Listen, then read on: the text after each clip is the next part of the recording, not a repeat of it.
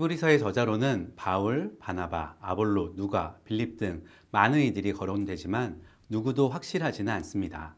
그러나 히브리서의 내용과 특성을 생각해 볼 때 어느 정도 확실한 것들이 있습니다. 구약 율법, 특히 제사제도의 통찰력을 갖춘 신학자였었고요. 위기에 처한 공동체를 위해 성경적인 통찰력을 목회적으로 적용하는 데 매우 열정적인 목회자였을 것으로 보입니다. 히브리서의 기록 연대는 60년대 초반입니다. 10장 32절에 전날에 너희가 빛을 받은 후에 고난의 큰 싸움을 견디어낸 것을 생각하라는 말씀이 나오는데요. 이는 49년에 있었던 고난의 큰 싸움, 클라우디우스 황제의 박해를 견뎌낸 이후이고요. 12장 4절에 아직 피 흘리기까지는 대항하지 아니하였다는 말씀을 볼 때 순교가 있기 전 64년 네로 황제의 박해가 임박했거나 막 시작된 어느 시점으로 추정됩니다. 편지의 수신자는 유대인 그리스도인들입니다. 구약 성경이 자주 인용된다는 점에서 그렇고요. 특별히 제사의식, 모세의 언약 등이 소개되는 것을 볼 때 기독교로 개종한 유대교 제사장 집단의 가능성도 있습니다. 물론 여기에는 유대교로 개종한 이방인들이 포함되었을 가능성도 있습니다. 이 사람들은 신앙으로 인해 고난의 큰 싸움을 이겨냈습니다. 그러나 여전히 사람들에게 비방과 환난을 당합니다. 신앙으로 인해 갇힌 자들도 있고 소유를 빼앗긴 사람들도 있습니다. 이런 핍박들은 매우 실제적이고 극렬한 것이었기에 이들은 유대교로 회귀할 것에 대한 유혹이 높아지고 있고 실제로 그런 사람들도 있습니다. 박해와 유혹으로 인해 불신앙으로 휩쓸려 떠내려갈 신자들에게 히브리서가 말하려는 주제는 무엇일까요? 그리스도에 대한 강력한 헌신입니다. 책의 서두에서부터 저자는 하나님의 마지막 말씀으로서의 예수를 강조합니다. 하나님의 최고의 계시로서 예수님은 이전의 계시도 비교할 수 없는 뛰어난 분입니다.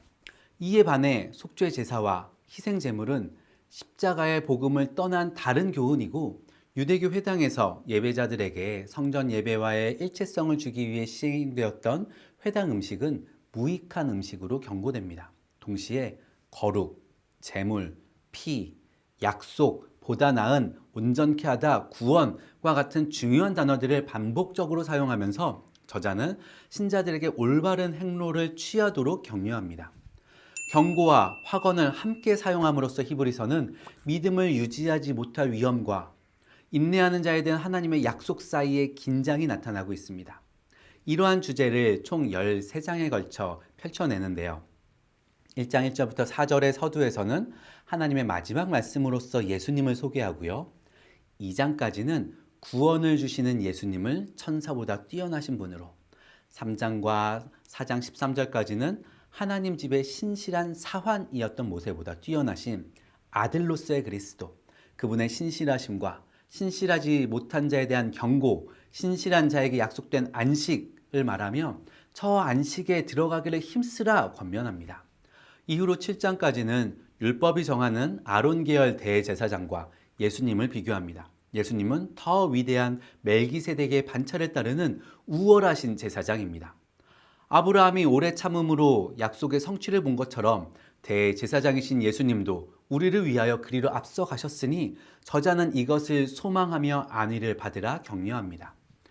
8장부터 10장은 천상 대제사장이신 예수님 사역의 우월성, 새 언약의 우월성, 예수께서 드리신 속죄제의 우월성 등을 소개하면서 고의로 복음을 거부하는 신자에 대한 경고가 나타나고요.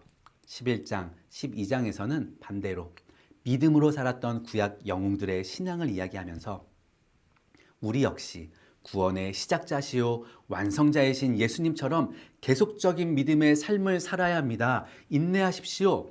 소멸하는 불이신 하나님에 대한 감사와 경건, 두려움으로 응답하십시오. 힘주어 외칩니다.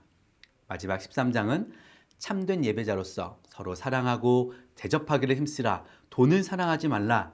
여러 가지 권면과 지도자들에 대한 순종, 존경에 대한 촉구와 함께 문안과 축도로 마무리됩니다.